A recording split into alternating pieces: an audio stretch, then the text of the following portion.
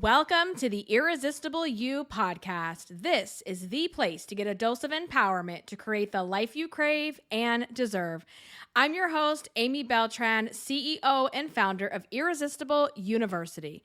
Through my podcast and signature coaching program, I teach women just like you how to ditch the body image issues, gain confidence, and lose the emotional weight to look and feel irresistible at any size. If you like the podcast, you're going to love my group coaching program.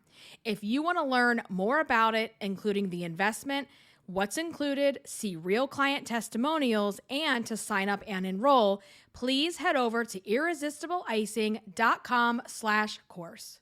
Hello, everyone, and welcome to episode 181 of the Irresistible You podcast. My voice is still a hot mess, just like it was last week. So let me just tell you what's going on and what we're going to do today. So in this episode, I will be very honest with you guys. I did not prepare a long list of notes or bullet points and getting all my instructional design type stuff going down. I did not do that today.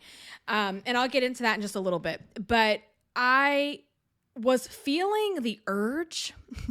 I was feeling the urge to just get on here and chit chat with you guys, like a very casual, just we're friends, we're catching up, we're talking, and, we'll just kind of see where things go from here. I don't have a one specific topic today. It's just going to be a little bit of this and a little bit of that. And if you're down to ride out with that, then hey, keep listening. If that's not your thing, then you know where to exit. So I am still congested, as you can hear in my voice. I shared with you guys last week. I don't know if I put it on the podcast, but I know I put it in Instagram how I had to go to the doctor because I was having serious ear pain, ends up being an ear infection, okay? And they put me on an antibiotic. So it starts to feel a little better for a few days, like not as much pain. It's feeling a little bit better. But then I started feeling even more fluid inside of my ear. I started feeling literally like I'm under the water, and it is driving me insane. No matter what I do, I was like on YouTube, girl. I was everywhere trying to Google, like, what can I do to clear my ear? And literally nothing is working. And when I tell you nothing is working, okay? So I end up going back to urgent care, which was not planned. So that's going to lead me to the other thing I was just going to talk about today. So I end up going back to urgent care yesterday. And, that takes a big chunk of your time when you've got to get there. The wait time is insane. You've got to go through the appointment, then get back home, then try to refocus your brain to get back on track, go pick up the prescriptions. And this day that you had planned, it derails your day because you weren't planning on doing this, right? So they put me on 2 additional medications, hoping that this will be the thing.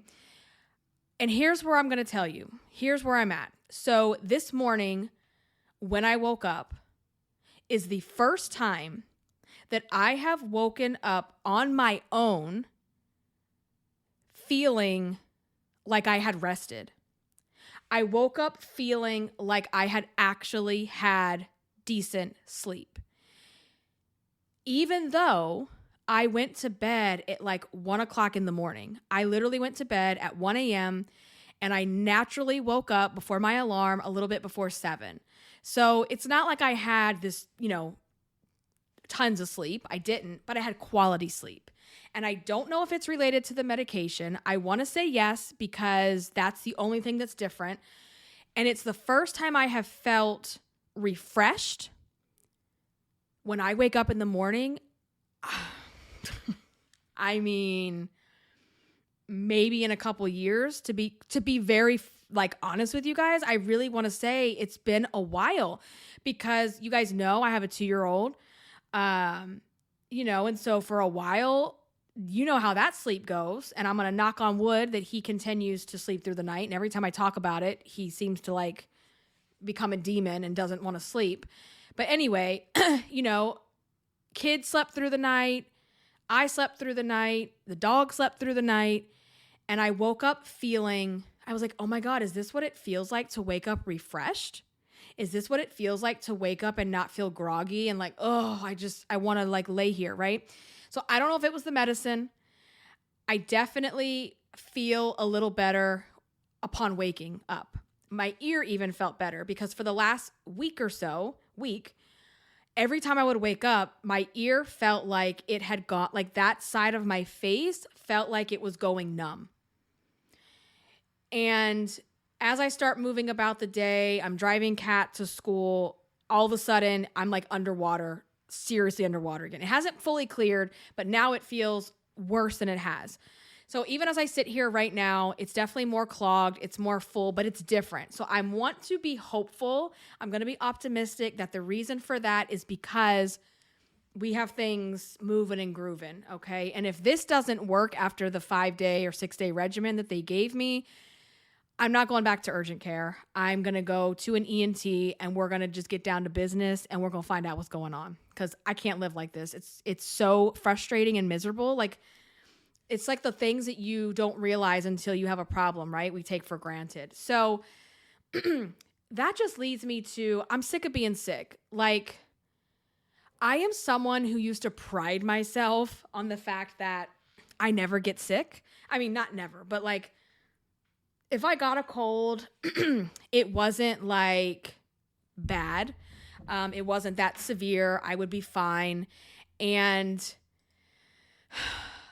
this past year, I guess, I mean, honestly, like the past few months have just been literally one thing after another. We were sick on Thanksgiving, Christmas, the end of January, the end of February, and I am done.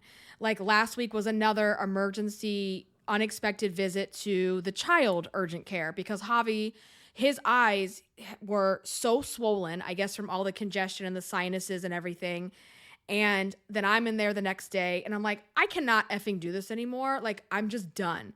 I am so done. And then the couple nights ago, he's still on his antibiotic. He starts coughing. And I'm like, I quit. Like, I just quit at this point because this has never been like this. So I don't know. I've heard from other parents and other people that they have also had the same experience this season. And it just needs to stop because I haven't felt like I've had a normal week in a very long time. And when I mean normal, I mean that whatever is scheduled for the week is like what is scheduled for the week. Like, we're not popping in here with urgent cares and all this other kind of nonsense. And it's just like, you know, or, you know, my kid who thinks he's like a mountain climber already, like falling down and busting his eye and busting his head. It is just like next level shit. And I'm just done. And I know, you know, it's enough. Enough is enough. I want to have a normal week. And it also has been like nonstop appointments. Like, there was a week and I told my husband, I was like, I don't know how we did this and how we managed to book all of these things. It was one of those weeks where there was like a doctor or a dentist or some kind of appointment outside of our work stuff literally like every single day. I know one day there was multiple things. I'm like, we cannot do this again. So I just need a week where like there's no appointments, there's no, you know, we're just going to roll. We're just going to be boring and we're going to do everything that we had planned and it's just going to roll.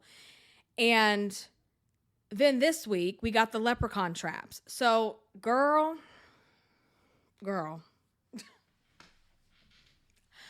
like, first and foremost, okay, I need to understand who was sitting around and said, well, shit, I don't have enough things to do with my kids. So, like, we're going to create this ridiculous tradition of a leprechaun trap. And then as parents, you know, we already got Fat Man, we already got the bunny, we already got the fairy, okay, expectations, okay. And there's nothing more frightening than going in the room in the middle of the night, exchanging teeth for money. Like, it's frightening because you're like, oh my God, are they going to wake up? Oh, it's so anxiety producing.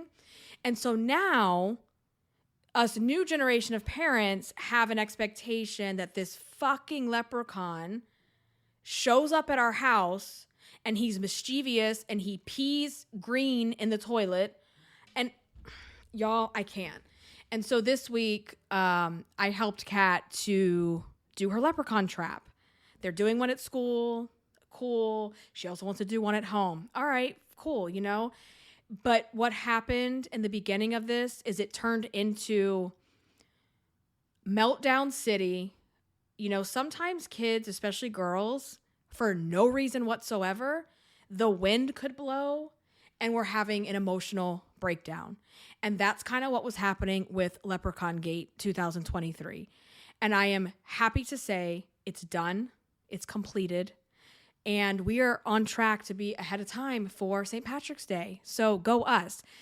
And that, it's funny though, because I had just shared this on Instagram, how, you know, I have my hands in many different buckets, right? I have the podcast and my courses and my journal and what I do here through the Irresistible You brand, right? I also have the other side of my business, which is instructional design, contracting, and consulting. So work life is very full. It's nice. I'm very blessed. I love what I do. It is not by chance. It has all been created. We'll get into that another day. And then I'm also a mom. Right? I'm a mom. I have little kids. I have a 6-year-old girl and I have a 2-year-old son and I have a 13-year-old chihuahua and I have a husband. Okay. And when I am, so I feel very stretched thin at times and I get very down on myself and very hard on myself that like, I'm not doing enough, right? I'm not killing it in every single area because there's always going to be a trade-off. There's always a trade-off. And what I mean by that is, you know, in the mornings to like mid-afternoon, I'm good. I don't have, you know, the kids are with school or with Frank or whatnot. So I'm good. But then in the afternoons when he works and I'm, you know, in full-time mom mode as well as still full-time businesswoman mode, because that I still have things that have to get done because anyway. So if my daughter's here in the office with me and I have a deadline of a training course or content that I need to create, that becomes the priority in that moment, which means I don't get to spend that quality time with her. So it means she's either on her tablet, playing Roblox, if I allow her to do that, watching a show. I try to make sure she does things that are educational. We're not going to just sit here and play Roblox for hours. That's not how it's going to go down. Or she's doing something creative and artsy or homework, workbooks, that type. She's doing something independently in the office. I'm like looking over there where her stuff is. She's doing something independently in the office while I'm here working. So we're together. It's not necessarily quality time, but I'm not with her one-on-one. If she needs some, and it's also not fully independent because she might need help with something, or she gets hungry, or she needs a snack, or she needs a bolus of insulin or whatever. So my point here is that if I'm killing it in one area, I'm not crushing and killing it in another because there's a trade-off. So if I'm laser focused on a project, I've got a deadline, I have clients waiting for something, it has to get done. I can't sit there and turn everything off and leprechaun trap with her, okay? So like this week, I just noticed she was getting really frustrated. She really wanted to get this leprechaun thing popping. And I'm like trying to help her here and there while I'm trying to do work. And I'm like, this isn't working. She's having meltdowns. We got Leprechaun Gate 2023 going on. I don't understand why. So I just shut my computer off. I gave her my full attention, and we took the rest of the afternoon while Javi was napping, and we plotted out what we wanted to do. We got ideas, we painted a box, and we prepped the first half of this leprechaun trap situation. And my point in that is now I'm killing it with my kid, right? I'm spending time with her. These are the kind of memories that children remember. My daughter's love language is quality time. So it doesn't matter what her and I are doing together, whether we play Roblox together or whether we do leprechaun traps or we go somewhere or we go to Disney World, whatever it is, quality time is her love language. So now I'm killing it with her. We've done this thing. We've got a plan for tomorrow. We're going to come back in and we're going to finish our trap. But now some of the work that I needed to finish, and one of those things was writing up notes for this week's podcast, doesn't get done. So now I feel like I'm losing or I'm not doing good enough in these other areas of my life. So people talk about that balance.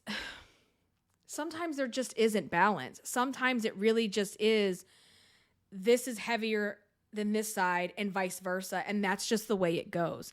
But I knew in that moment, she needed me more than my work needed me or I needed my work, right? Like I can catch up, I can make do. All right, we're going to compromise. We're going to make do. We're going to just have a chit-chatting type of podcast today. And, I always say done is better than perfect. Something is getting recorded.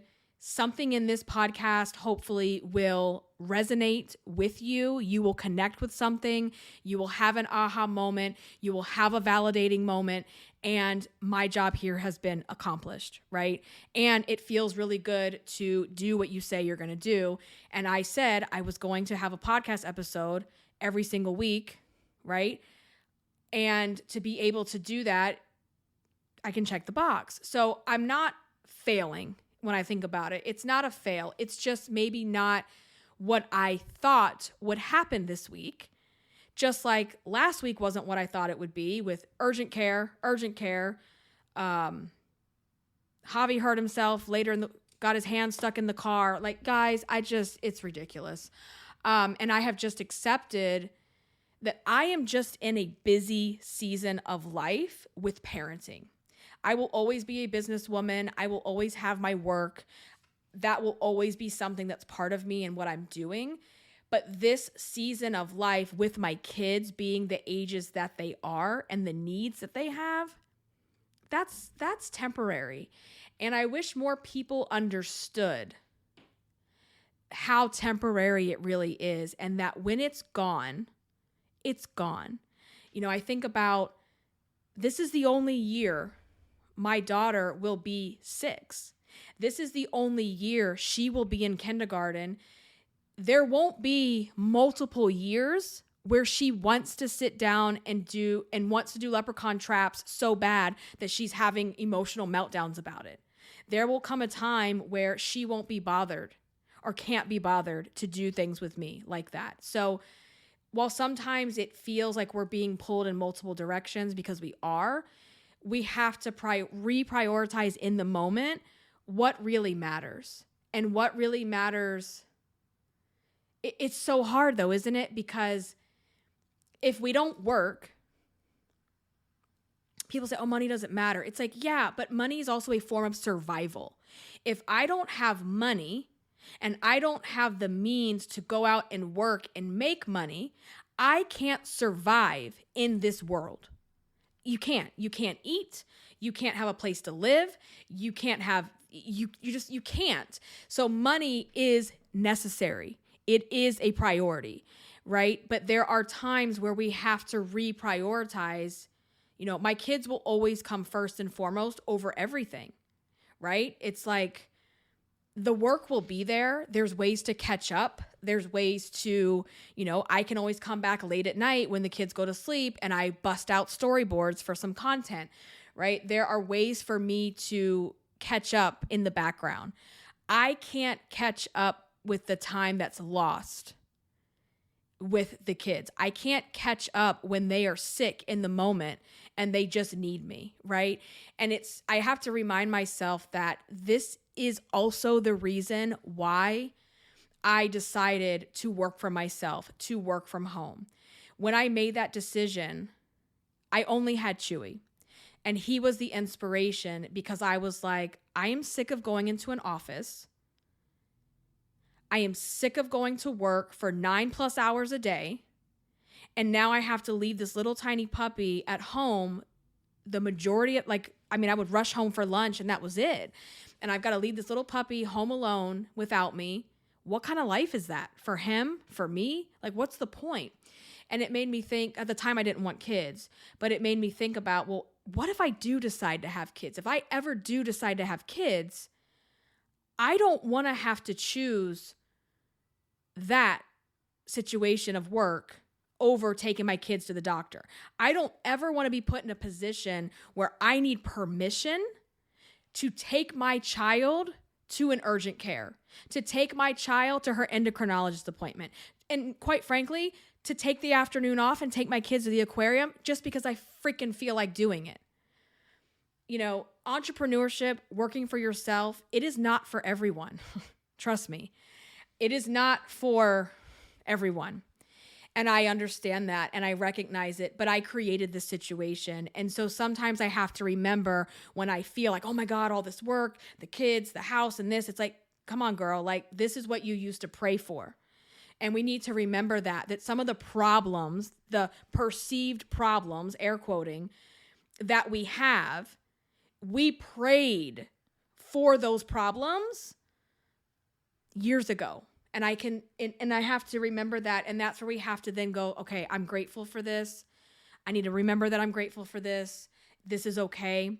And also on the same coin of that is like, it's okay to be annoyed. You can be two things, right? You can be annoyed that you're getting pulled off of a project to do a leprechaun trap, but you can also be grateful to have the ability to do both. It may not be done the way you thought it was going to be done, but you still can shuffle and move things around, and I'm very good at doing that. It's just sometimes enough is enough. I'm like, girl, can I just get like a day? Can I just get a day to lock myself in this office and like catch up and no one bother me? That would be amazing. So, you know, it happens. Leprechaun Trap 2023 is done. Now we will have to set it out. We will have to set the trap out tomorrow. I will share that on Instagram with you guys so you can see what her brain is like super creative and what she came up with. And we did this thing. So we're going to put it out tomorrow, the night before St. Patty's. And I'll share some pictures of the next day and we'll see what happens.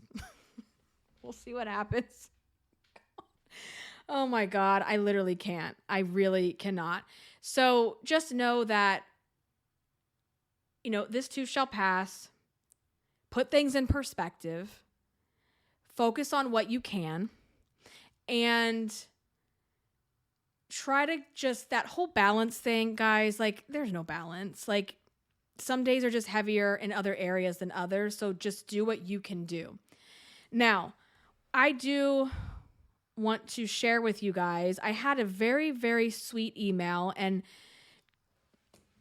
I haven't replied yet, and I'm going to reply to you soon, girl. I promise. But I figured this would be even better if I could reply in the podcast itself. So I'm going to read her email, and then I'm going to share some thoughts that I have around this, okay?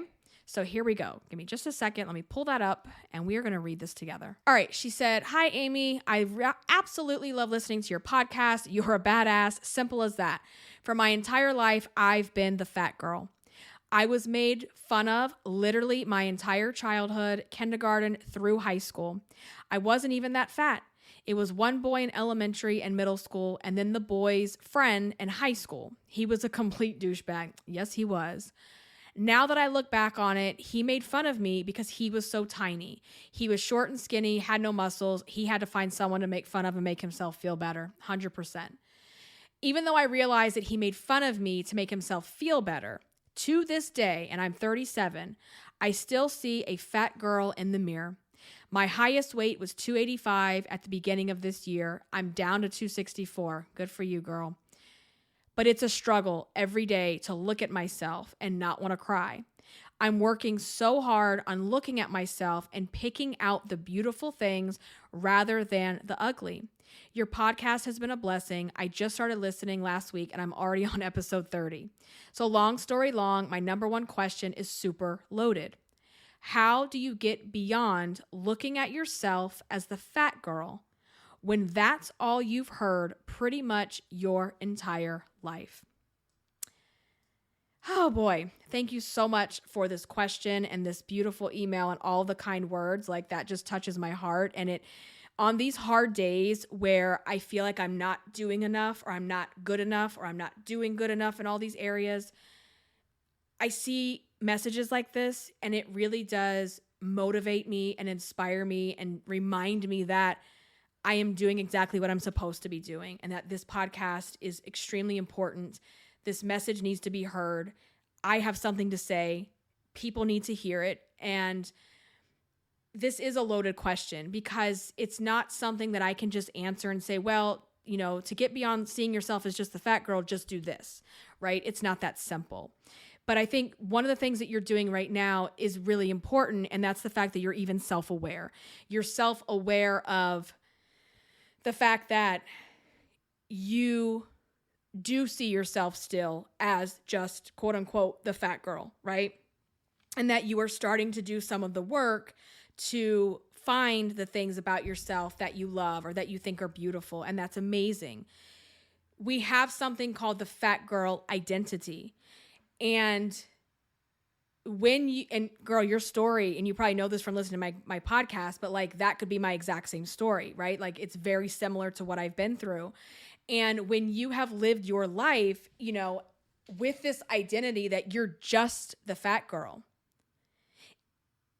it embeds itself into all of your thoughts, your beliefs, and your feelings about yourself. And you have to do the work, which we'll talk about in a second, to unravel that and change the way you view yourself, to change the identity and the relationship that you have with yourself. And also to understand that this identity, the fat girl identity that you have created, wasn't created. There was all this outside influence from the bullying and the name calling that never gave you the opportunity to understand who you are as a person, to understand who you are outside of this identity that, quite frankly, was formed by people's opinions and nasty words about you, right? And that's not fair. So it happened. We can't continue to beat ourselves up over it. We can't live in the past. We have to get out of the pity party, and we've got to take ownership and accountability on how we handle it going forward, because we can't change the past. And so one of the ways we drop this fat girl identity is we have to learn how to create a new relationship with ourselves. You have to form a new relationship, an unconditional, loving relationship with yourself. Because when you have been the fat girl and that's all you know, and that's your identity, and every time you look in the mirror, that's who you still see, then you've got some work to do around the relationship between you, not with anybody else, because we can't change what anyone else has said. We can't change what anyone else is going to think. People can think whatever they want. We have to change how we think and feel about ourselves. I know that I have several episodes on the podcast that talk about this. So what I'm going to do is I'm going to link those in the show notes, the number of the episode and the name. One of the ones I would highly recommend that you go and listen to. And, if you want to skip ahead to it, that's fine. If you want to keep going in order, that's fine too, because I know you said you were going in order. But if you listen to episode 159, it's called Fat Girl Trauma. And this is another phrase that I talk about where, with the fat girl identity comes a lot of trauma. And we have to break that cycle, because it goes back to the things that were said to you formed your beliefs about yourself. And so we have to go through that, and we have to change our thoughts, and we have to change our feelings. And it's something that's going to take a lot of time. This is exactly why people, they can lose 100 pounds and they can get to that new body at that goal size that they dreamed of. And every time they take a picture or every time they look in the mirror, all they see is the fat girl, because it's hard for the brain to drop the thoughts and the feelings and all of the things that are connected to that identity, because that has become your identity. Think about all the ways that it drives your decisions. If someone asks you to go somewhere, is the first thought in your head like, oh my God, is there a weight limit, right? If someone asks you to go somewhere, oh my God, what am I going to wear? Am I going to look fat? Oh my God, are they going to recognize I lost weight or gained weight or blah, blah, blah, blah. Like it's so embedded into who you are that you have to be able to do the thought work that is involved in order to drop that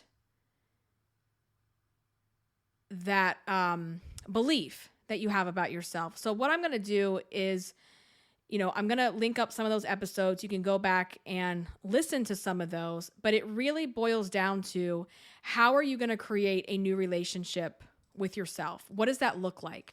You have to start getting to know yourself, right? You have to start dating yourself. You have to start learning who you are. What do you like? What do you enjoy? When you silence the inner fat bitch chatter, who are you really underneath of all that? And the only way to find that out is to do the thought work, to start doing things before you're ready to do them, building confidence, right? It's a multi-pronged approach. It really boils down to the entire Irresistible You framework, where we have 5 guiding principles. The first one is break the rules. Breaking the rules is about what are the beliefs that I tell myself? What are the thoughts that I have? Okay, I believe this about myself. How do I break that down and rewrite the rules so that I can start to believe something different? And how we start doing that is by taking action. That's also how we build confidence, which is principle number 2 is make confidence queen, right? So we start doing things before we feel ready to do things, because that essentially is how you build confidence in yourself. You don't build confidence by thinking about it, by waiting for the perfect moment. You got to just jump in there before you're even ready so that you can start to show yourself, okay, I can do this. Okay, I can do this differently next time. And I start to build confidence because I start to build the trust back in myself. The third principle is called be in the moment. And that is really where we do work on the identity stuff. We start working on dating ourselves, getting to know ourselves better, how to be more present, right? How can I be more present and be in the moment of what's going on now around me? Okay, the other guiding principle is called to feed your soul. And right now I'm just in the Irresistible You journal. So in the journal, there is a brief introductions about what each one of these principles are. I am working on updating the journal. It's going to be bigger. It's going to have more content. It's going to be a little bit, juicier. But when you look at this, when you say feed your soul, it's about, doing things that fill you up with joy and happiness. Because when you are hungry emotionally, right? That leads to the binge eating, the emotional eating, the anxiety, depression, the inner fat bitch chatter. And so we have to find ways to do things that bring us joy and happiness that we discover maybe for the first time. Maybe you're rediscovering things. And then lastly, the other guiding principle is called get your glam on. And that is all about, defining, it's about taking care of the exterior, right? We've done a lot of the inner work. Now it's about, creating a self-care and glam routine that is catered to you. How do you want to package yourself up to the world? How do you want to be seen? And not waiting for the wait in order to do that. And that right there starts to deteriorate that fat girl identity, because you start dressing the way you want to dress now, getting your hair done, getting your nails done, getting your makeup done, making yourself feel irresistible and beautiful now as you work your way down the scale. We don't want to wait until we get to goal to take good care of ourselves, because the more you do this, get your glam on, you start to see yourself differently. You start to deteriorate that fat girl identity and see yourself for the new version of you, that next level version of you. So that is just very brief. I'm going to link up some of these episodes because this goes deep. It's not an easy answer.